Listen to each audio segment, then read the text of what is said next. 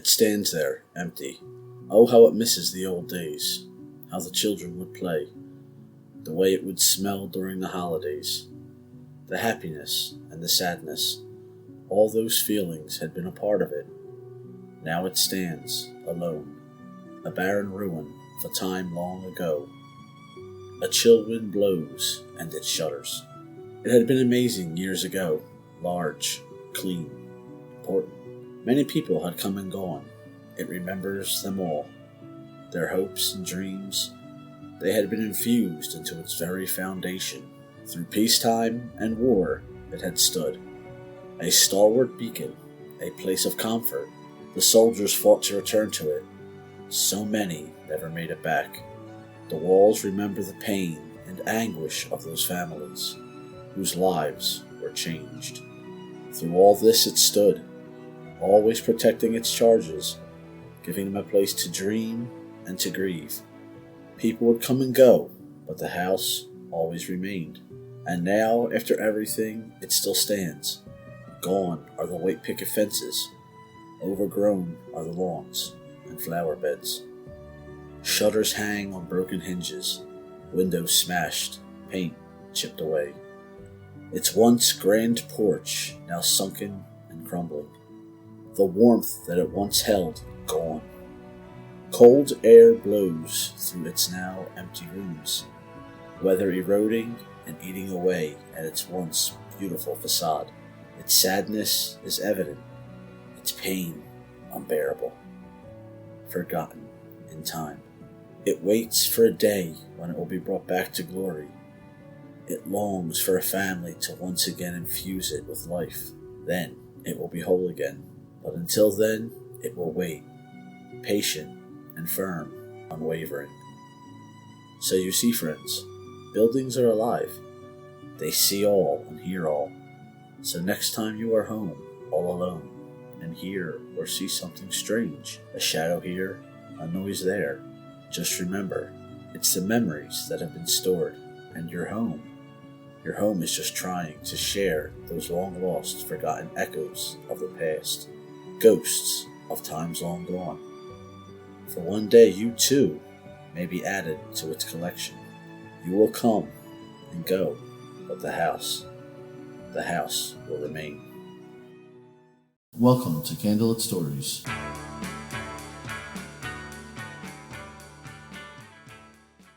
The old saying goes, home is where the heart is. We all love our homes. They protect us and keep us safe in a cold, harsh world. They are filled with both happiness and sadness. We get so caught up in our time within their walls that we don't really think about all the others that have come before us. Those past lives sometimes leave reminders. We call these reminders ghosts or spirits. In today's story, our hero finds himself coming face to face with one such reminder. This encounter will open a whole new world for him. Our story is called The Strange House. So sit back, relax, and let's begin. There is a house not far from where my parents live. There have always been grim tales and superstitions surrounding it, and accounts of ghostly apparitions were passed around the neighborhood.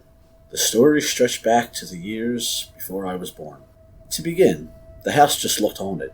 It was old, most likely from the late Victorian era, 2.5 stories high. The outside was red brick and a light gray sandstone. The large tiled roof was crumbling and its sprawling front porch decaying. There were broken windows on each floor that stared blankly back at the world. Everyone in the area stayed away from it. Everyone, that is, but me. You see, I always believed I had some kind of a connection with it, and would often go explore the grounds. This night was really no different, except, of course, that it was Halloween. All the costumes and haunted hayrides were in full swing. Trick or treat. I'd always loved this time of year, what with the cool air and the crunch of the falling leaves. However, this year was different. I had lost my parents to a horrendous car accident 3 months earlier. I really wasn't feeling the holiday. I decided I was just going to stay home and watch some movies. That was until my one friend called and convinced me not to stay home all night. We figured we'd go do some ghost hunting at the old house. We had always enjoyed that hobby, and what better way than to get into the spooky feel of the holiday and also get my mind off of things than to go do a ghost hunt. I agreed, hoping it'd lift my mood. I grabbed my flashlight and an old tape recorder my dad had given me. Then reaching for my coat, I opened the door. It was a full moon, and the chilly fall air was refreshing on my flushed skin. I wondered why that strange house had always been avoided by so many people. Shrugging, I put my hands in my pockets and head out. I wandered the neighborhood, lost in my own little world. The streets were full of kids running around having fun trick-or-treating. I remember those years when I was that age, and my parents would take me around. At the thought of my parents, sadness stabbed at me like a rusty blade. I choked back a sob. After taking a minute to compose myself, I started to head towards my destination. The house sat on a hill at the outskirts of town. It had once belonged to some prominent member of society.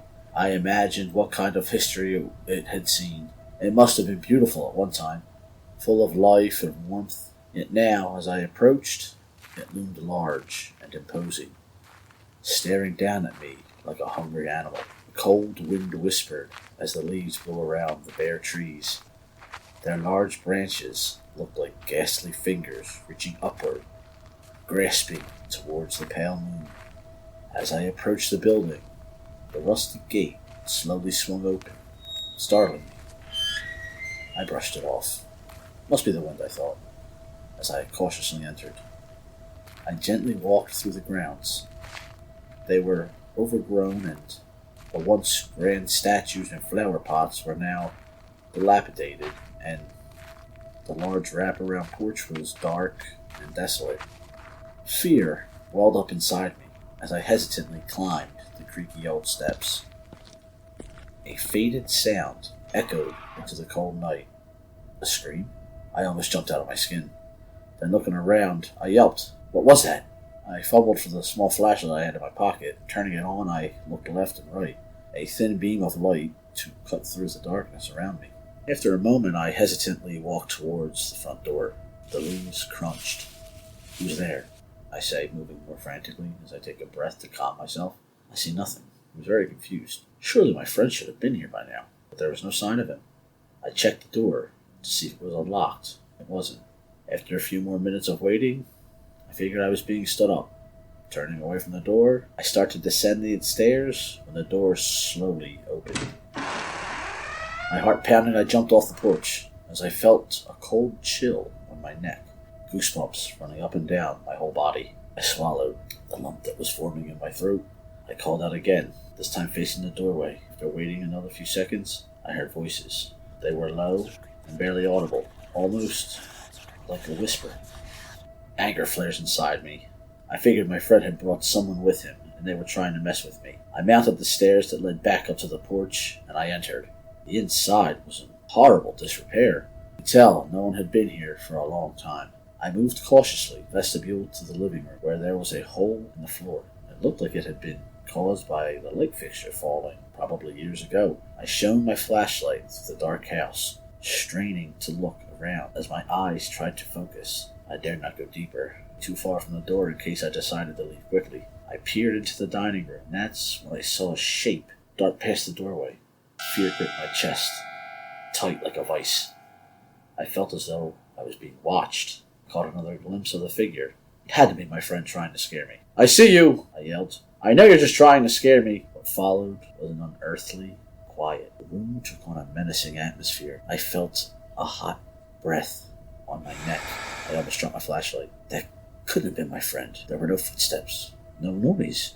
I turned to dart to the front door, but my curiosity got the better of me. I was afraid, however. I was also very intrigued. I reached into my pocket and took out the tape recorder. Why not? And I pressed record. Is anyone there? If so, and you want to let me know, you can come talk in this device I have in my hand. Silence surrounded me like a shroud.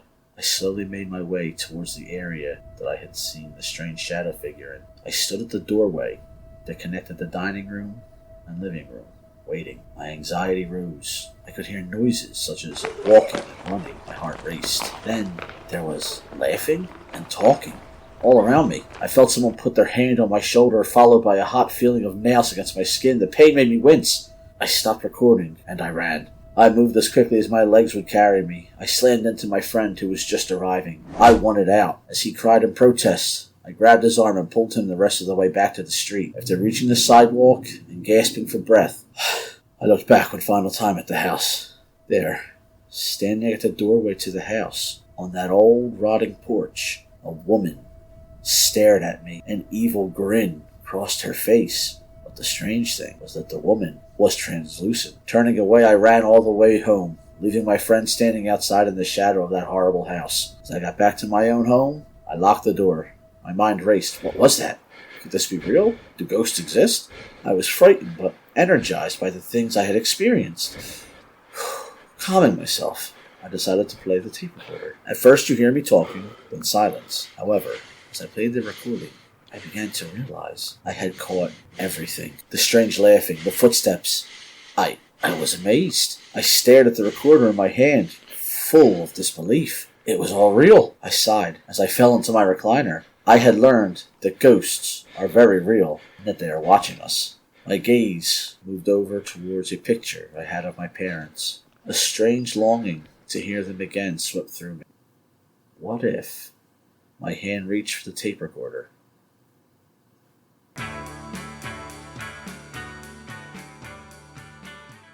Our young hero has found out an amazing new truth about the world. Now, what will he do with it? Knowledge can lead to horrible things. However, it can also be used to help others. It all comes down to the individual. Hopefully, the knowledge he now possesses won't lead him down a dark path. Thank you for joining me on today's little journey. Main music is by Michael Fetzick. Music for the poem The House and sound effects for The Strange House are from Pixabay. Details are in the show notes. Poem The House, written by Christopher Turner. Story The Strange House, written by Ryan Turner. Editing done by Diane Turner. I hope you enjoyed today's stories. If you did, please leave a like, subscribe, and follow us. You can reach us at penepicproductions.wixsite.com/haunted. There we have stories from our podcast, as well as a link to merchandise and our social media platforms. You can leave us a message or submit stories of your own to our email, penepicproductions@gmail.com. We would love to hear from you. This was Chris Turner, and I hope you'll join us again next time on Candlelit Stories. Until then, keep a candle burning. Do you like stories about haunted locations? Or maybe tales of cryptids and spooky folklore from around the world? If so, why not tune in to Haunted Escapes with Chris and Diane, where all this and more will be discussed. New episodes drop every Sunday, with visual versions the following Friday on YouTube. So why not come join us on our Haunted Escapes?